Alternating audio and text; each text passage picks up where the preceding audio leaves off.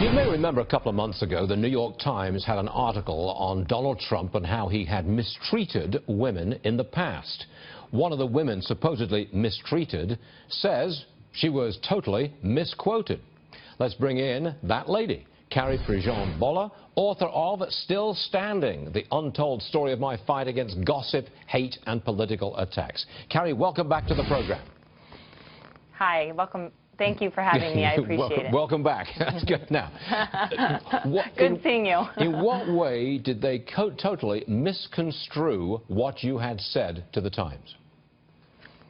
Well, they took something out of my book and completely took it out of context and made it seem like they did an exclusive interview with me, and I, said these negative things about Mr. Trump. When if they would have just read a couple sentences down in my book, they would have learned that I have the utmost respect for Mr. Trump, and I even said in my book that I support him and I owe a lot to him. So. Now, am I right in saying, Carrie, that the authors of that previous article a few months ago, which misquoted you, are the same people who have authored the current New York Times stories about other women supposedly, allegedly mistreated by Donald Trump? Same authors? Probably. I mean, I'm really not surprised. I mean, this is just another example of how 80 to 85% of the media is against Mr. Trump. And they will do everything possible to try and discredit him, to try to smear him, to try to create stories and make up things to try and silence him. And this is a movement that's going on, and they want to stop this movement. And it's obviously an attempt to try and silence him. Now, Donald Trump called those women, his latest accusers, he flat out said they're liars. I think that was a political mistake. I don't think you do that kind of thing in a presidential election campaign. In my opinion, a political mistake. Are you saying that you believe Trump, that those women were lying? Listen, I've been around Mr. Trump.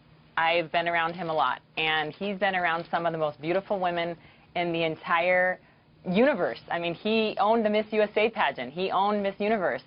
And I just find it a little opportunistic that these women, decades later, are coming forward during the most important election in the history of the United States and say that Mr. Trump allegedly harassed them or touched them.